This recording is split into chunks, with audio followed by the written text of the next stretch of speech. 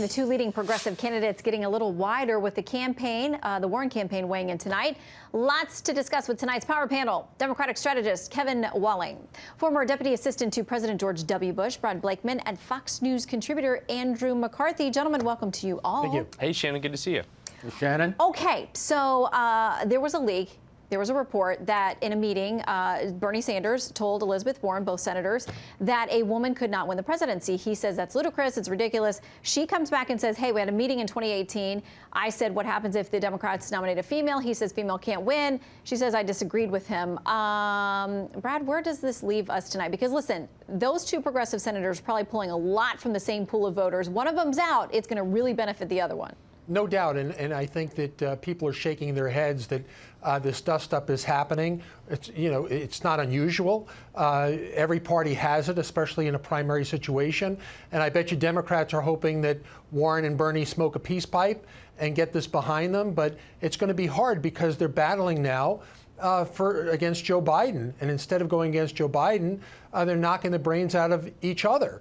And in caucuses, it's very hard to poll caucuses because these are meetings happening in living rooms, as Peter said, all over Iowa. And it's an organizational event. So they need to get beyond their staffs and start concentrating on issues that really matter to voters. Well, the president not afraid to stir the pot a little bit on Twitter, saying this: Bernie Sanders volunteers are trashing Elizabeth. He says, quote, Pocahontas, Warren. Everybody knows her campaign is dead and want her potential voters. Mini Mike B is also trying, but getting tiny crowds, which are all leaving fast. Elizabeth is very angry at Bernie. Do I see a feud brewing? Andy, he could not resist. Of course he can. Look, there's a few weeks to go before the first major test. The stakes are very high. It's razor thin. They're all formidable, and it's a time when, tempers are short. People start to pop off and say stuff. What matters is what we get back from the voters. I would suggest probably tuning out a lot of this noise. I don't think it helps the president to dive into this stuff, but he hardly needs my advice. So there you have it. All right. And Kevin, we're also hearing whispers from Democratic, corners saying they don't like how hard Bernie is going after some of the other candidates because they worry that if he's not the nominee, first of all, they worry he will be, some of them, and they worry if he's not, that he's going to bruise the eventual nominee. It's going to make it tougher for them to walk into that general against President Trump. Yeah, it's a good point, Shannon. And we're kind of seeing a replay of 2016 where it took Senator Sanders, I think, longer than most Democratic Party officials wanted for him to get on board with Secretary Clinton's campaign for the presidency when she was the eventual nominee.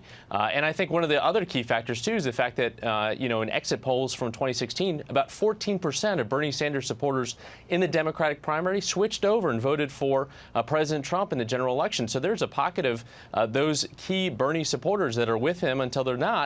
And Democrats need to make a strong play for those voters.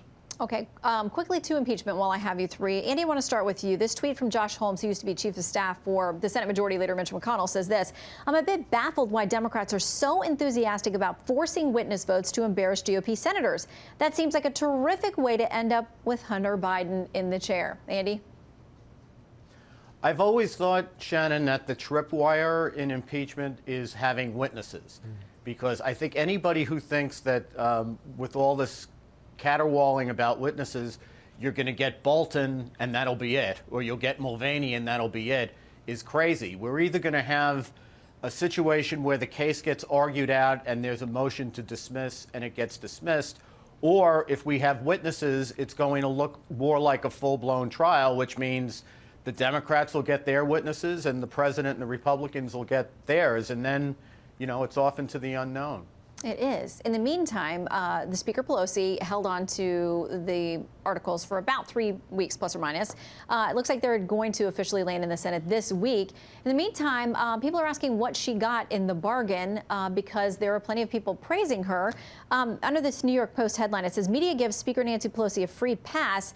The question is, why does the Washington media give the Speaker a free pass? Her impeachment gambit has flopped. She has unified Republicans around President Trump in an election year, electrified his base, and allowed him to run again as an outsider. Quite some feat for a sitting president, and it's tanking in swing state polls. Kevin.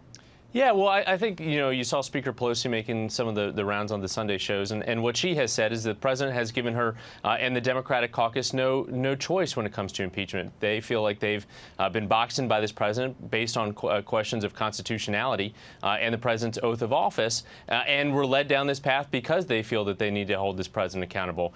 So it's not necessarily a gambit for the speaker, but more so the box that she was forced to be in because of this president's actions with Ukraine. Well, but what about the 3 weeks? Who forced that?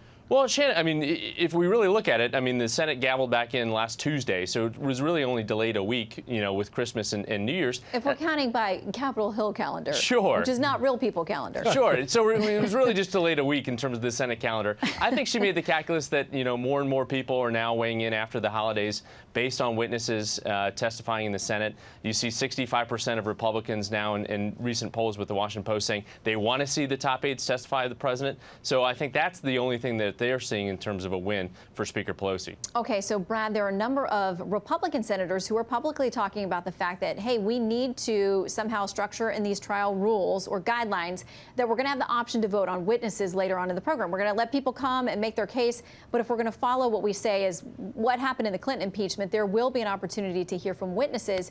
They've got to hold the caucus together almost entirely to stick with 51 votes. To get things through. Do you think, Brad, eventually this package is going to have to include, in order to get all the Republican votes, some opportunity for witnesses? Not necessarily. I think we have to see how it plays out once the articles have been delivered, and then Mitch McConnell is going to have to take stock of his managers. We'll have to find out who the Democrat managers are. Not even the Democrats know at this point. And at that point, I think Republicans are going to have to get their act together. And one of the things I happen to believe is there should be a motion to dismiss, like there is in criminal trials, once the articles have been read.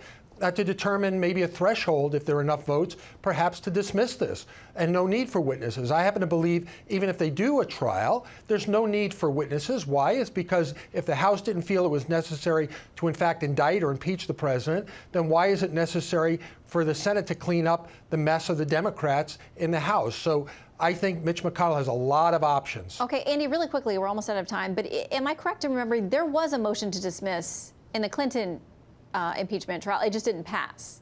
So it may be offered. Yeah, that's right. But then they also had very few witnesses, and it was a very abbreviated proceeding. Look, I think the bottom line is, if they had an impeachable offense, a real impeachable offense in terms of egregious misconduct, Pelosi wouldn't have been able to wait to get those articles of impeachment to the Senate. Well, maybe we finally get to the trial this week. Kevin, Brad, and Andy, thank you all for weighing in. Good to see you. Thanks, Shannon. Good to see you. Thanks, Shannon.